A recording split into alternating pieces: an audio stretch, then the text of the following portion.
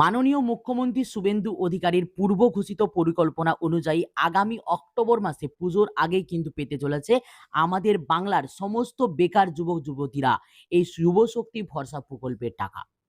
তোমরা যারা গ্রাজুয়েট বেকার রয়েছো তোমরা কিন্তু পাবে ৩,০০০ টাকা করে অনুদান, এবং তোমরা যারা নন গ্রাজুয়েট কিন্তু ন্যূনতম যোগ্যতা মাধ্যমিক পাস আউট রয়েছে তোমরা প্রত্যেকে কিন্তু পাবে ২,০০০ টাকা করে অনুদান।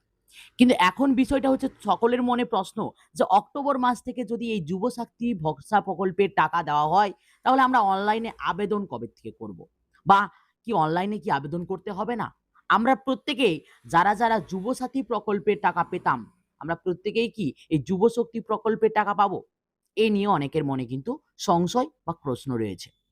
আজকের এই ভিডিওতে আমি বিস্তারে আলোচনা করব যে তোমাদের এই যুবশক্তি প্রকল্পের যে ভেরিফিকেশন প্রসেস সেটা কিভাবে হবে, কাদেরকে নতুন করে আবেদন করতে হবে, কারা নতুন করে আবেদন না করলেও চলবে, বা ভেরিফিকেশন কারা করবে, কিভাবে করবে, এবং এলিজিবল ক্রাইটেরিয়া সহ রিকোয়ার্ড ডকুমেন্টসই বা কি কি প্রয়োজন পড়বে এই যুবশক্তি ভরসা প্রকল্পের জন্য একদম বিস্তারে আলোচনা করব আজকের এই ভিডিওতে। তাই তুমিও যদি একজন গ্রাজুয়েট অথবা নন গ্রাজুয়েট বেকার হয়ে থাকো এবং তোমার বয়সও যদি 18 থেকে 40 বছরের মধ্যে হয়ে থাকে তাহলে আজকের এই ভিডিওটা তোমার জন্য।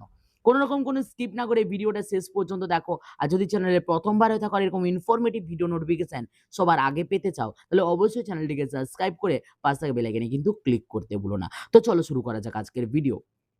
তো এট ফার্স্ট আমি যে বিষয়টি নিয়ে আলোচনা করব যে অন্নপূর্ণা যোজনার ক্ষেত্রে যেমনটা লক্ষ্য করলাম আমরা যে ভেরিফিকেশনের ক্ষেত্রে ফ্যামিলি ডাটা কালেকশন করা হলো, ভেরিফিকেশন হলো, ৩টে ৪টে স্টেপে ভেরিফিকেশন কমপ্লিট করানো হলো। একই রকমভাবে এই যুবশক্তি ভরসা প্রকল্পেরও কিন্তু ভেরিফিকেশন করানো হবে। আধিকারিকরা হয়তো বা বাড়ি এসে এসে কিন্তু ভেরিফিকেশন করে নিয়ে যাবেন। এক্ষেত্রে যেটা সব থেকে এলিজিবল ক্রাইটেরিয়ার মধ্যে ফেলা হয়েছে, পশ্চিমবঙ্গের স্থায়ী বাসিন্দা হতে হবে ১ নাম্বার। ২ নাম্বার, তোমাকে তোমার যে ফ্যামিলি ইনকাম সেটা কিন্তু ১,০০,০০০ বেশি মান্থলি হওয়া যাবে না। Monthly, not the yearly, monthly অর্থাৎ মাসে ১,০০,০০০ বেশি ইনকাম করা যাবে না ফ্যামিলিতে। ওকে? আর সরকারি কর্মচারী হওয়া যাবে না।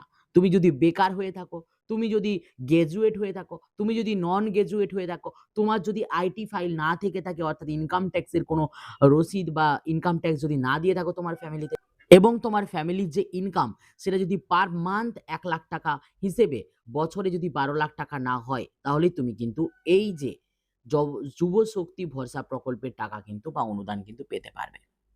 আগামী অক্টোবর মাস থেকে টাকা দেওয়া হবে। তো অনলাইনে যদি আবেদন শুরু হয় সেটা কিন্তু সেপ্টেম্বরের মিড নাগাদ, অর্থাৎ সেপ্টেম্বরের মাঝের দিকে কিন্তু এই আবেদন পদ্ধতি কিন্তু শুরু হয়ে যাবে।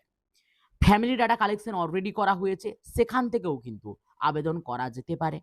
এখনো পর্যন্ত ফুল প্রসেস আবেদনের কি হতে চলেছে এমনটা কিন্তু কোনো অফিসিয়াল ওয়েবসাইট থেকে জানানো হয়নি বা নোটিশ কিন্তু জারি করা হয়নি। যেই মুহূর্তে অফিসিয়াল ওয়েবসাইট থেকে এই নোটিফিকেশন জারি করা হবে যে কিভাবে আবেদন হবে, যুবশক্তির জন্য আলাদা পোর্টাল থেকে আবেদন হবে না ফ্যামিলি ডাটা কালেকশন যেটা অন্নপূর্ণা যোজনার আমরা ফর্ম ফিল আপ করেছিলাম সেখান থেকেই আমরা করতে পারবো, সেই বিষয়টা নিয়ে কিন্তু আমরা বিস্তারে আলোচনা করব যেই মুহূর্তে এই যুবশক্তি ভরসা প্রকল্পের অফিসিয়াল কোনো ওয়েব নোটিফিকেশন আসবে।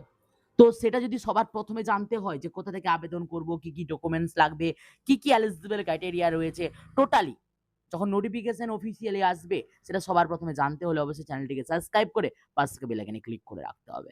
আর যদি ভিডিওটা ভালো লাগে লাইক করো, কোন ডিস্ট্রিক্ট থেকে ভিডিওটা দেখছো অবশ্যই আমাকে কমেন্ট বক্সে কমেন্ট করে জানাবে।